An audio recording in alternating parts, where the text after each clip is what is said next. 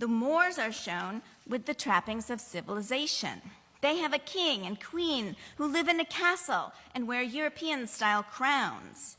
Dressed in rich, striped fabrics, fur-lined robes, and shoes, they are equipped with more sophisticated weapons, and one may be wearing chainmail. Possibly this one here. In contrast, the wild men are armed with sticks and stones and are naked except for some leaves serving as makeshift loincloths. The giants have claws on their bare feet, and their king, who has tusks, lives in the open with his wild family. We see him offering his queen a haunch of raw meat, seemingly sourced from the partially dismembered leopard corpse at his feet. Here we go. The tableau in which the three wild men bring offerings to their seated queen, who is nursing a child, seems a deliberate reference to images of the Epiphany, when the three magi pay homage to the infant Jesus, which about this time began to include a black magus.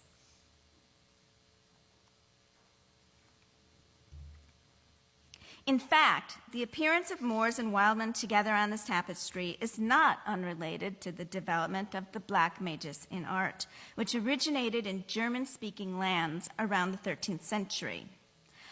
Although the Gospels are pretty thin on the details about the wise men, later commentators determined their number and names and interpreted them as descendants of the three sons of Noah, who were each assigned one of the three known continents of the world. Their attendance on the Christ child was thought to testify to Christianity as a universal religion. The magus given the name Balthasar was thought to have been descended from Noah's son Ham, whose descendants Noah cursed because Ham possibly mocked his father's drunken nakedness in Genesis 9:22. Biblical commentators placed Ham's descendants in Africa, considered by Western writers to be an inhospitable and sunburnt land that darkened the skin of its inhabitants, hence the frequent medieval use of Ethiopian to describe any inhabitant of Africa. Although Balthasar was described as African since at least the 10th century, he was not commonly portrayed with dark skin in European art until the 15th century. This change in Epiphany iconography has been traced back to the 13th century Hohenstaufen emperors who wished to stress hypothetical claims to sovereignty over certain Eastern Mediterranean territories. They emphasized their imperial status and ambitions by traveling with a spectacular entourage that included black servants and a menagerie of exotic animals.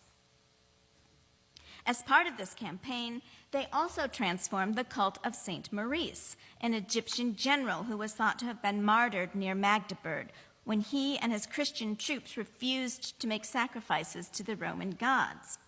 Under Hohenstaufen rule, Saint Maurice, previously depicted as light-skinned, was for the first time portrayed as an African, dressed as a contemporary knight in sculpture on Magdeburg Cathedral, one of the great masterpieces of High Gothic art. This new model of Black Christian piety in the Holy Roman Empire influenced the representation of the Magi as well, whose relics were thought to be housed in the Cathedral of Cologne. By the 14th century, the Magi were given their own imagined heraldic insignia, featuring heads of the Asian and African kings that in this example betray a measure of caricature. The head of Saint Maurice and Moors in general appeared in heraldry across Germany and Europe, and a number of these are still in use and visible in the public arena. Some of them, like St. Maurice on the crest of the Bavarian city of Coburg, were suppressed in the Third Reich and pointedly reintroduced in 1945. This situation is one of many revealing the ongoing complexity of this imagery. It can be seen positive in a way that Coburg quickly asserted in the symbolic realm that they were proud to have their city represented by the image of a black-skinned saint in defiance of the shameful racial theories of the Nazis. And yet, the totem-like image of a stylized African head on a manhole cover or a city hall in Germany, or on the floor of a college chapel in California, seem offensive and troubling in many ways. The image of St. Maurice, the Black Magus, and the Moor in European art became increasingly stereotyped and demeaning, but also more popular in the 15th century.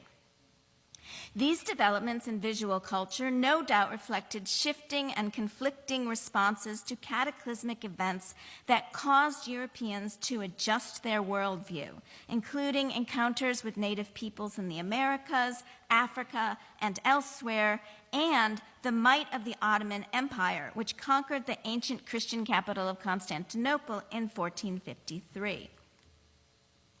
In this atmosphere, Wildman could connote a kind of pre-lapsarian state, a noble and potentially convertible savage, as hinted in the Proto-Christian Epiphany tableau in the Wildman tapestry.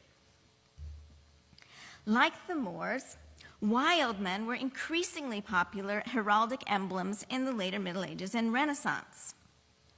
We know that one branch of one of the families that commissioned the tapestry, the Zorns, incorporated a Moor in their arms.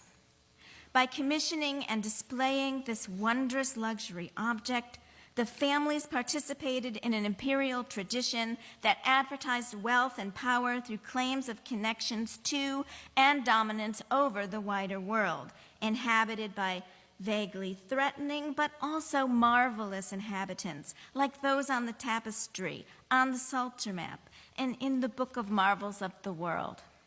The Wildmen and Moors in the tapestry stood for the other, perceived as enemies, but also potential converts, monstrous subhuman beings, nevertheless created to demonstrate God's unlimited power, and to be lessons for Christians to avoid the sin believed to have stained the monstrous peoples or their ancestors.